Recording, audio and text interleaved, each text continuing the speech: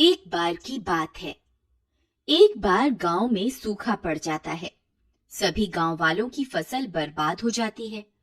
सब लोग बहुत परेशान हो जाते हैं कि अब क्या करें। अरे भाई भीमा, अब की बार तो बहुत ज्यादा सूखा पड़ गया।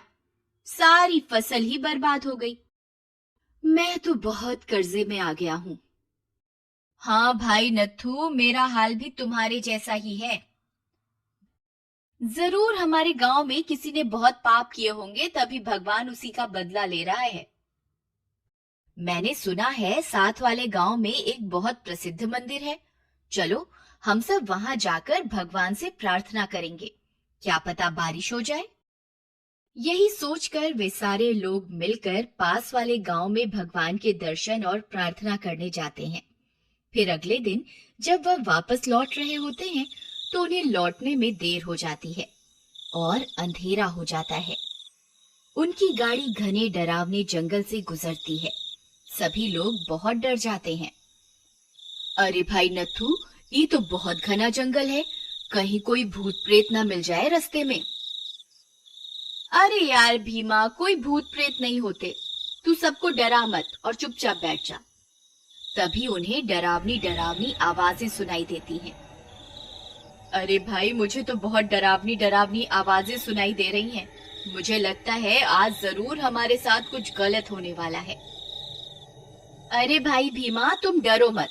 हम अभी तो भगवान के दर्शन करके आए हैं। कोई भूत प्रेत हमारा कुछ नहीं बिगाड़ सकता।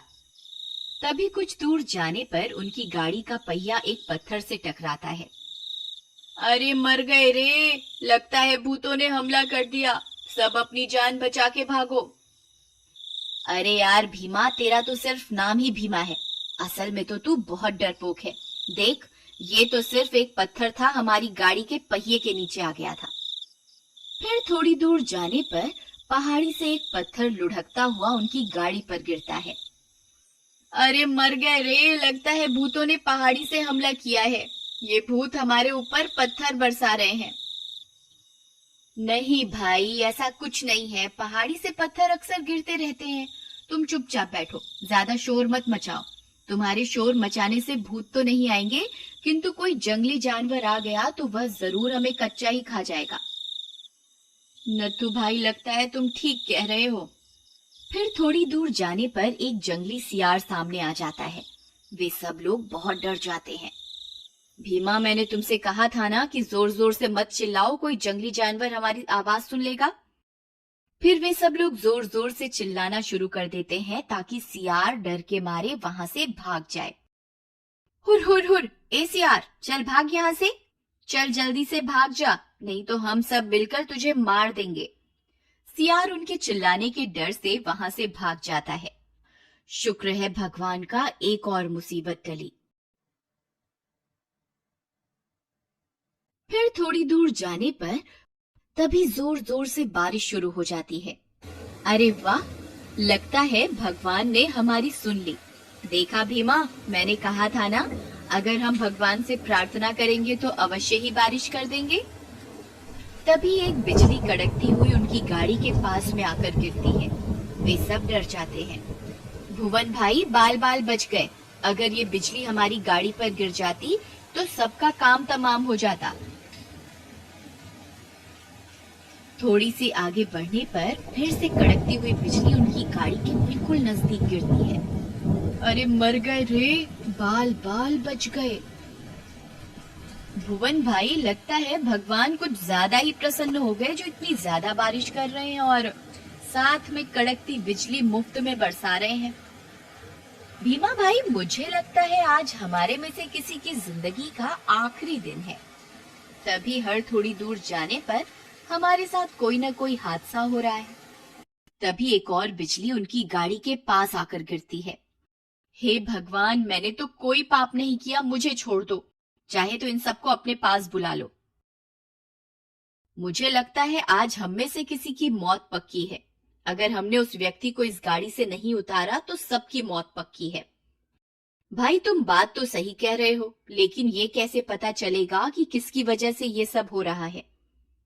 एक काम करते हैं, सभी बारी बारी से उस गाड़ी से उतरेंगे और सामने जो पेड़ लगा है उसे हाथ लगाकर वापस आएंगे। अगर उसकी मौत पक्की होगी तो बिजली अवश्य ही उसके ऊपर गिरेगी और बाकी सब बच जाएंगे।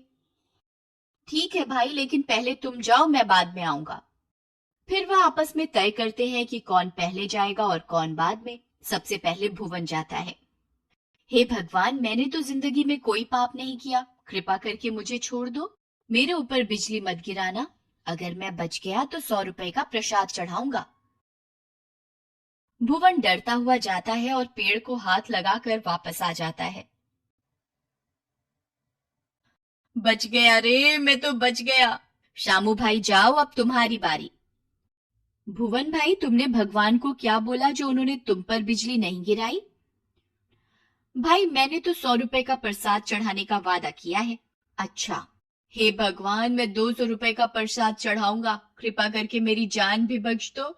इतना बोलकर शामू भी पेड़ को हाथ लगाकर वापस गाड़ी में आ जाता है। हे भगवान, तेरा लाख लाख शुक्र है जो तूने मेरी जान बख्श दी। जाओ भाई, भीमा अब तुम्हारी बारी। भीमा डर जाता है और सोचता है क्यों ना पहले नत्थू को भेज दूं, क्या पता इसके ऊपर ही बिजली गिर जाए।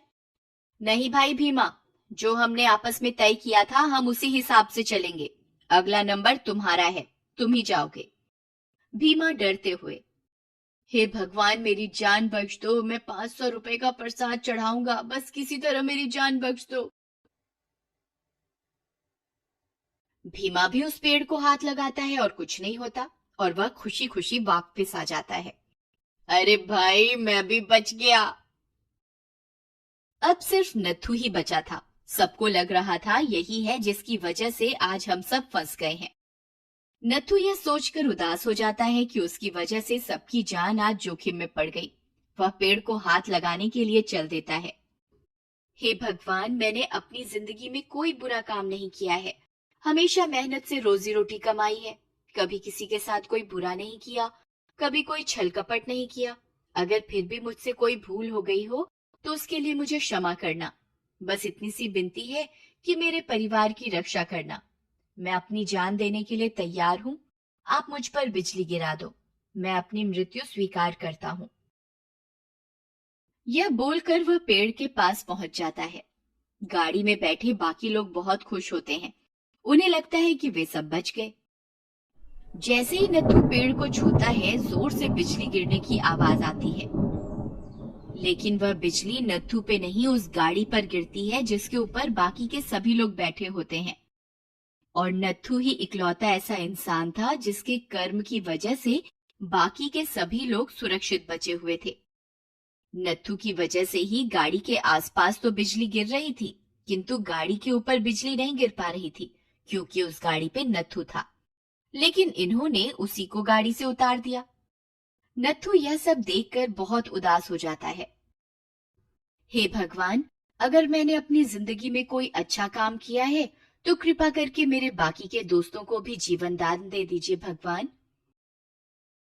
भगवान नत्थू की सच्ची श्रद्धा से प्रसन्न होकर उसके बाकी के सभी दोस्तों को जीवन दान दे देते हैं और कुछ ही पलों में वह सारे फिर से जिंदा हो जाते हैं।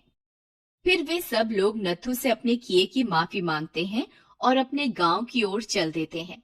जब वे गांव पहुंचते हैं तो देखते हैं कि उनके खेत फिर से हरे भरे हो चुके हैं।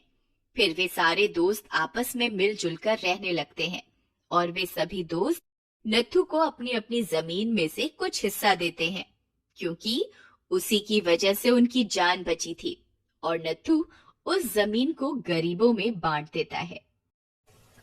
अक्सर चुनौतियों से, संघर्षों से हम डरते हैं, लेकिन संघर्ष ही तो है जो हमें और अधिक मजबूत करते हैं और जिंदगी की कठिनाइयों से लड़ने की हिम्मत देते हैं और हमें सक्षम बनाते हैं, कुछ भी कर पाने के और कुछ भी कर गुजरने के। इसलिए जिंदगी में कभी भी कोई चुनौती आई तो उसे घबराइए मत, बल्कि हंसकर उसका सामना कीजिए। ये कहानी कहीं ना कहीं अगर आपके दिल को छुए तो प्लीज लाइक जरूर कीजिएगा। Humanity should be our race, love should be our religion. Thanks for watching.